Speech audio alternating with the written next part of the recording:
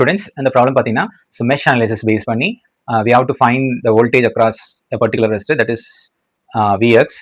Okay, என்ன method use பண்ண போறோம்னா மெஷ் அனாலிசிஸ். இந்த சர்க்யூட்ல பார்த்தீங்கன்னா வித் டிபெண்டன்ட் சோர்சஸ் இருக்கு. ஓகேங்களா? So this problem is about mesh analysis with dependent sources. ஓகேங்களா? ஸோ ஆல்ரெடி ஒரு ப்ராப்ளம் நம்ம ஒரு சிம்பிள் சர்க்யூட் வச்சு mesh analysis with dependent sources பார்த்துருக்கோம். இது வந்து ஒரு செகண்ட் ப்ராப்ளம். அந்த வீடியோ பார்க்காதவங்க அந்த வீடியோ ரெசிச்சு பார்த்துட்டு வந்து இந்த வீடியோ பாருங்க. ஓகே, ஸோ இந்த சர்க்யூட்ல என்ன கேட்டிருக்காங்கன்னா use mesh analysis to find Vx இந்த circuit shown in figure. So இந்த சர்க்யூட்ல Vx கண்டுபிடிக்க சொல்லியிருக்காங்க. Vxன்றது இந்த சர்க்யூட்ல எங்க இருக்குன்னு பார்த்தீங்கன்னா இங்க இருக்கு. ஓகேங்களா?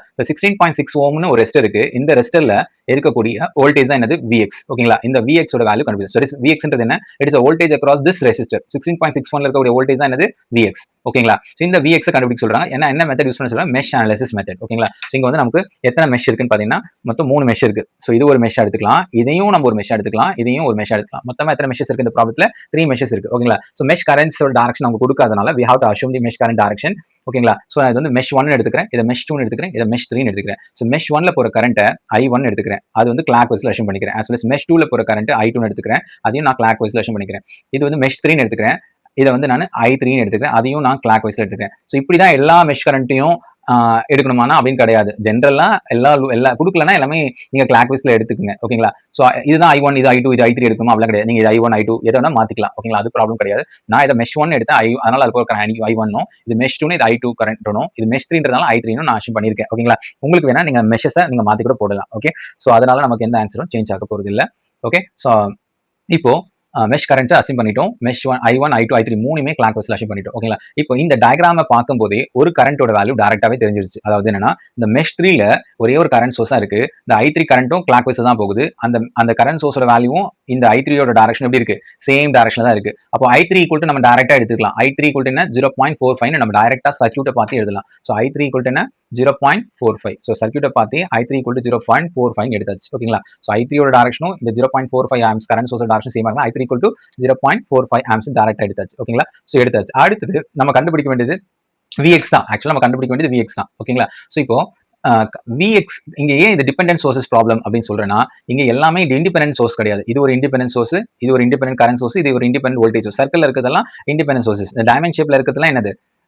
Dependent sources. ஸோ இது வந்து வோல்டேஜ் சோர்ஸா கரண்ட் சோர்ஸா பார்த்தீங்கன்னா இது ஒரு வோல்டேஜ் சோர்ஸ் தான். ஆனா இது ஒரு டிபெண்டன்ட் வோல்டேஜ் சோர்ஸ். ஏன் இது டிபெண்டன்ட் வோல்டேஜ் சோர்ஸ்னா இந்த வோல்டேஜ் சோர்ஸோட வேல்யூ Vxன்ற ஒரு கண்ட்ரோலிங் வேரியபிளை பொறுத்து இருக்கு. ஓகேவா? Vxன்றது என்னன்னா இந்த சர்க்யூட்ல இருக்கக்கூடிய ஒரு வோல்டேஜ், இந்த 16.6 ஓம்ல இருக்கக்கூடிய வோல்டேஜ் தான் Vx. இந்த Vx பொறுத்து தான் இந்த வோல்டேஜ் சோர்ஸோட வேல்யூ வந்து டிபெண்ட் பண்ணிருக்கிறதுனால இது ஒரு டிபெண்டன்ட் வோல்டேஜ் சோர்ஸ். என்ன டிபெண்டன்ட் வோல்டேஜ் சோர்ஸ்னா வோல்டேஜ் டிபெண்டன்ட் வோல்டேஜ் சோர்ஸ். ஏன்னா Vxன்றது வோல்டேஜ் இல்லையா? இந்த வோல்டேஜ் பொறுத்து தான் இந்த வோல்டேஜ் சோர்ஸ் இருக்கு. அதனால இது ஒரு வோல்டேஜ் டிபெண்டன்ட் வோல்டேஜ் சோர்ஸ்னு சொல்லலாம். ஓகேங்களா?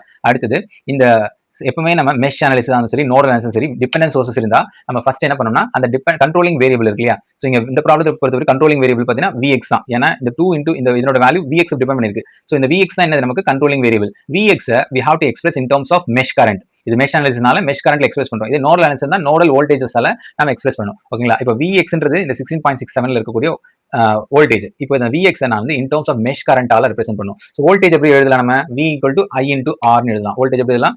V equal to I into ஆர்னு எழுதலாம். அப்போ இந்த வோல்டேஜ் இதுல இருக்க இந்த ரெஸ்ட்ல இருக்கக்கூடிய வோல்டேஜ் 16.6, இந்த வோல்டேஜ்ல 16.67 தான் இந்த ரெஸ்ட் வேல்யூ. இதுல போற கரண்ட் என்ன? இது மெஷ் 1ல போற கரண்ட் என்ன? I1. அப்போ இந்த 16.67ல போற கரண்ட் என்ன? I1 தான். அப்போ ஸோ I1 16 வோல்ட் Vxன்றது என்ன? 16.67 இன்டூ I1 எழுதலாம். Vx equal to 16.67 into I1. ஓகேங்களா? இப்போ கண்ட்ரோல் வேரியபிள் நம்ம Vx in terms of mesh கரண்ட்ல ரெப்ரசென்ட் பண்ணிட்டோம். So what is Vx? It is 16.67 I1. ஓகேங்களா? ஃபர்ஸ்ட் ஸ்டெப் இதுதான் நம்ம பண்ணணும். டிபெண்டன்ட் சோர்சஸ் இருந்தா we have to express the controlling variable in terms of mesh current for mesh analysis problem, in terms of nodal voltages in nodal analysis problem. ஓகேங்களா? அடுத்தது இப்போ இந்த மெஷ்க்கு நம்ம KVL அப்ளை பண்ண முடியாது. ஏன்னா இது கரண்ட் சோர்ஸ் இருக்கு. இந்த மெஷ்க்கு KVL அப்ளை பண்ண முடியும், இந்த மெஷ்க்கும் KVL அப்ளை பண்ண முடியும். ஏன்னா இதுல எல்லாமே வோல்டேஜ் சோர்ஸ் தான் இருக்கு. இதுலயும் கரண்ட் சோர்ஸ் எதுவுமே இல்ல. அப்போ மெஷ் 1க்கு KVL அப்ளை பண்ணி ஒரு ஈக்குவேஷன் எழுதலாம், மெஷ் 2க்கு KVL அப்ளை பண்ணி ஒரு ஈக்குவேஷன் எழுதலாம். இந்த ரெண்டு ஈக்குவேஷன் சால்வ் பண்ணா நமக்கு என்ன கிடைக்கும்? I1 கண்டுபிடிக்கலாம். ஏன் சார் நான் I1 கண்டுபிடிக்கணும்? கேட்டிருக்க क्वेश्चन Vx தானே நீங்க கேட்கலாம். What is Vx? Vx தான் நம்ம எழுதிருக்கோம். What is Vx? Vx equal to 16.67 I1. இப்போ Vx தெரியும்னா எனக்கு என்ன தெரியணும்? I1 தெரியணும். அப்போ இந்த ப்ராப்ளத்துல மெஷ் கரண்ட் I1 ஓட வேல்யூ மட்டும் எனக்கு தெரிஞ்சாவே நான் என்ன கண்டுபிடிச்சலாம்? Vx கண்டுபிடிச்சிடலாம். ஓகேங்களா? அப்போ I1 மட்டும் எனக்கு கண்டுபிடிச்சா போதும். I2 கண்டுபிடிக்குமானா தேவையில்லை. இட்ஸ் ஆப்ஷனல் தான். நமக்கு இந்த क्वेश्चन Vx மட்டும் தான் கண்டுபிடிச்சு சொல்லிருக்காங்க. நாட் ஆல் மெஷ் கரண்ட் கண்டுபிடிக்க சொல்லல. Vx ஓட வேல்யூ வந்து 16.67 I1. அப்போ I1 மட்டும் கண்டுபிடிச்சா போதும். I1 கண்டுபிடிச்சா Vx கண்டுபிடிச்சலாம். ஓகேங்களா? இப்போ KVL அப்ளை பண்ணலாமா? ஸோ மெஷ் 1க்கு KVL அப்ளை பண்ணலாம். மெஷ் 1ல KVL அப்ளை பண்ணா ஸோ இது ஒரு வோல்டேஜ் சோர்ஸ். நான் வந்து இங்கேருந்து ஸ்டார்ட் பண்ணுறேன். இந்த பாயிண்ட்ல ஸ்டார்ட் பண்ணி லூப்ல டிராவல் பண்ணிட்டு கிளாக் வைஸ்ல டிராவல் பண்ணிட்டு அந்த பாயிண்ட்ல வந்து முடிக்க போறேன். ஓகேங்களா? இப்போ நான் இங்க லூப்ல கிளாக் வைஸ்ல டிராவல் பண்றேன். இந்த ரெஸ்டர்ல இருக்கக்கூடிய டிராப் எழுத போறேன். இந்த ரெஸ்டர்ல இருக்கக்கூடிய டிராப் என்ன? Current into resistor.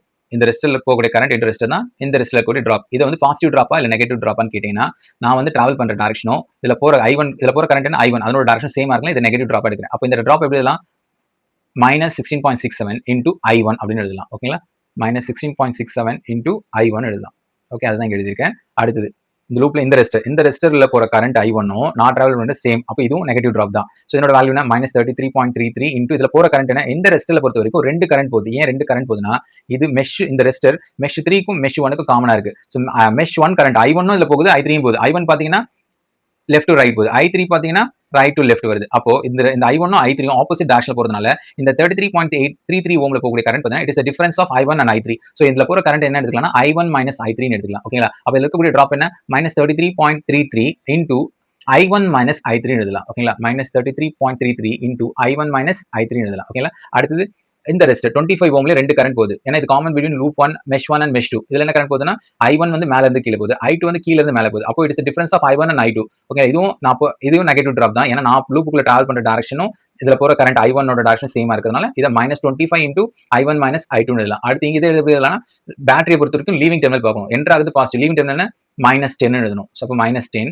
அடுத்து இந்த பேட்டரிக்கு வரும். இதுவும் லீவிங் டெர்மினல் -30. இதோட நம்ம சர்க்யூட் டிராவல் பண்ண இடத்துக்கு வந்துட்டோம். ஓகே, ஸோ இதை தான் தட் இஸ் ஈக்குவல் டு 0 வரும். ஏன்னா KVL என்ன? அதுவரை sum of voltage around closed path is equal to 0. ஓகேங்களா?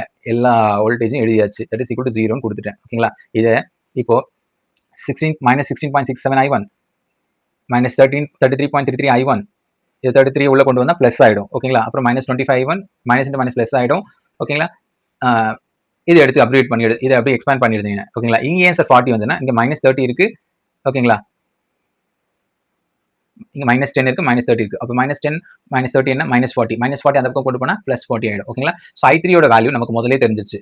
I3 யோட வேல்யூ என்ன? 0.45. இப்போ இந்த I3 ன்ற இடத்துல 0.45 சப்ஸ்டிட் பண்ணா நமக்கு ஈக்குவேஷன் என்ன கிடைக்குதுன்னா, ஓகே, -75 I1 + 25 I2 = 25 கிடைக்குது. ஓகேங்களா? ஸோ ஜஸ்ட் KVL மெஷ் 1க்கு KVL அப்ளை பண்ணி I3 யோட வேல்யூ நமக்கு முன்னாடி தெரிஞ்சதுனால I3 சப்ஸ்டிட் பண்றோம். சப்ஸ்டிட் பண்ணா நமக்கு ஒரு ஈக்குவேஷன் கிடைக்குது. இந்த ஈக்குவேஷன் நம்ம மெஷ் 1க்கு அப்ளை பண்ண equation, mesh current equation of the mesh 1. ஓகேங்களா? அடுத்து மெஷ் 2க்கு KVL அப்ளை பண்ணலாம். ஓகேங்களா? மெஷ் 2க்கு KVL அப்ளை பண்ண எப்படி எழுதலாம்? மெஷ் 2க்கு KVL அப்ளை பண்ணும்போது இந்த பாயிண்ட்ல ஸ்டார்ட் பண்ணி இந்த பாயிண்ட்ல கிளாக் வைஸ்ல டிராவல் பண்ண போறேன். ஸோ இது ஒரு வோல்டேஜ் சோர்ஸ், லீவிங் டெர்மினல் என்ன பிளஸ், அப்போ இது என்ன எழுதலாம்? +2Vx எழுதலாம். அடுத்தது பேட்டரியை பாசிட்டிவ் டெர்மினல் முடிக்கிறேன். அப்போ இது +10 எடுக்கலாம். நீங்க டிராப்பை பொறுத்த வரைக்கும் நான் போற டைரக்ஷனும் கரண்ட் ரெஸ்ட்ல போற கரண்டோட டைரக்ஷனும் சேம்ன்றனால மைனஸ் டிராப் எடுத்துக்கிறோம். -25 இன்டு இதுல போற கரண்ட் என்ன?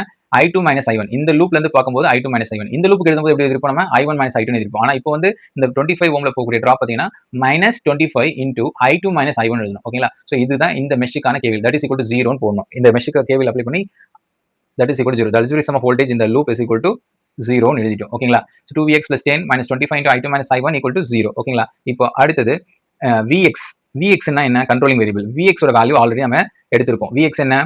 Vx equal to 16.67 I1. So Vx எங்கெல்லாம் வருதோ அங்க என்ன போட போறோம்? 16.67 I1 போட போறோம். ஓகேங்களா? இப்போ Vx ஓட வேல்யூ 16.67 I1 சப்ஸ்டிட் பண்ணிட்டு அதை அப்படியே நம்ம எக்ஸ்பேண்ட் பண்ணிட்டே வந்தோம் அப்படின்னா நமக்கு என்ன கிடைக்குதுன்னா ஃபைனலா ஒரு ஈக்குவேஷன் மெஷ் 2க்கான ஈக்குவேஷன் கிடைக்குது. That is 58.34 I1 - 25 I2 equal to -10. இது வந்து mesh current equation for the mesh 2. ஓகேங்களா? மெஷ் 1க்கு ஒரு ஈக்குவேஷன் கிடைச்சது, மெஷ் 2க்கு ஒரு ஈக்குவேஷன் கிடைச்சது. இந்த ரெண்டு ஈக்குவேஷனை சால்வ் பண்ணா நமக்கு I1 I2 ரெண்டுமே கண்டுபிடிக்க முடியும். ஆனா இந்த ப்ராப்ளத்துல நமக்கு I1 மட்டும் கண்டுபிடிச்சா போதும். ஓகேங்களா? ஏன்னா Vx தான் இந்த கொஸ்டின், Vx தான் கேட்டிருக்காங்க கொஸ்டின்ல. Vx மட்டும் கண்டுபிடிச்சா போதும் கொஸ்டின். ஸோ Vx வந்து பாத்தீங்கன்னா 16.67 into I1 கண்டுபிடிச்சிட்டு 16.67 மல்டிப்ளை பண்ணா நமக்கு ப்ராப்ளம் சால்வ்டு. இப்போ ரெண்டு ஈக்குவேஷன் எடுத்து எழுதிட்டு இது மேட்ரிக்ஸ் ஃபார்மேட்ல எழுதிருக்கேன். I1 கோஎஃபிஷியன்ட், I2 ஓட கோஎஃபிஷியன்ட் ரெண்டு ஈக்குவேஷன் எடுத்து எழுதிட்டு I1 I2 equal to 25 - 10 எழுதிருக்கேன். இப்போ டிடர்மினன்ட் கண்டுபிடிச்சா நமக்கு என்ன? டிடர்மினன்ட் கண்டுபிடிச்சா என்ன வருது? 416.5 வருது. அடுத்து ∆I1 கண்டுபிடிக்கும் என்ன பண்ணும்? அந்த டிடர்மினன்ட்ல ஃபர்ஸ்ட் காலத்தை வோல்டேஜ் காலத்தால மாற்றணும். ஸோ இதை ஃபர்ஸ்ட் காலத்தை எடுத்துட்டு 25 - 10 போடுங்க. செகண்ட் காலத்தை அப்படியே வச்சுங்க. இதை சால்வ் பண்ணா டிடர்மினன்ட் கண்டுபிடிச்சா நமக்கு என்ன கிடைக்கும்? -87.5 கிடைக்குது. So what is I1? இந்த ப்ராப்ளத்தை பொறுத்தவரைக்கும் I1 மட்டும் கண்டுபிடிச்சா போதும், I2 தேவையில்லை. ஓகேங்களா? What is I1? ∆I1 by ∆. அதோட வேல்யூ என்ன? -875/416.5. இது நமக்கு I1 வேல்யூ என்ன கிடைக்குது -2.1 ஆம்ஸ் கிடைக்குது ஓகேங்களா. I1 வேல்யூ 2.1 தான். ஆனா ஏன் நமக்கு மைனஸ்ல ஆன்சர் வருதுன்னா நாம வந்து I1 வந்து கிளாக் வைஸ் செலக்ஷன் பண்ணுவோம் இல்லையா, அது வந்து இல்ல negative direction indicate just the அஸ்யூம்ட் direction is wrong அவ்வளவுதான். ஸோ நம்ம ஆன்சர் 2.1 ஆம்ஸ்னு எடுத்துக்கலாம். ஆனா டைரக்ஷன் மட்டும் தப்பு. டைரக்ஷன் வந்து ஆக்சுவலா ஆன்டி கிளாக் வைஸ்ல இருக்கு. நம்ம அஸ்யூம் பண்ணது கிளாக் வைஸ். அப்போ ஆப்போசிட் டைரக்ஷன் என்ன ஆன்டி கிளாக் வைஸ். ஸோ நீங்க ஆன்சரை பாசிட்டிவ் எடுத்துக்கலாம். டைரக்ஷன் மட்டும் தப்புன்னு நீங்க தெரிஞ்சுக்கலாம் ஓகேங்களா. ஸோ Vx தான் அந்த கொஸ்டின்ல கேட்டிருக்காங்க. What is Vx 16.67 into I1. So 16.67 into I1. I1 value என்ன 2.1 ஓகே. அப்போ Vx ஓட வேல்யூ என்ன 35 volts ஓகேங்களா. ஸோ இந்த கொஸ்டின்ல கேட்டது ஃபைண்ட் Vx. ஸோ Vx நம்ம கண்டுபிடிச்சிட்டோம் ஓகேங்களா. தேங்க்ஸ் ஃபார் வாட்சிங். வேற ஏதாவது ப்ராப்ளம் உங்களுக்கு எலக்ட்ரிக் சர்க்யூட் அனாலிசிஸ்ல வேணும் அப்படின்னா கமெண்ட்ல மென்ஷன் பண்ணுங்க. இஃப் இந்த வீடியோ புரிஞ்சா ஒரு லைக் பண்ணிட்டு சப்ஸ்கிரைப் பண்ணுங்க. Share with your friends circle. Thanks for வாட்சிங்.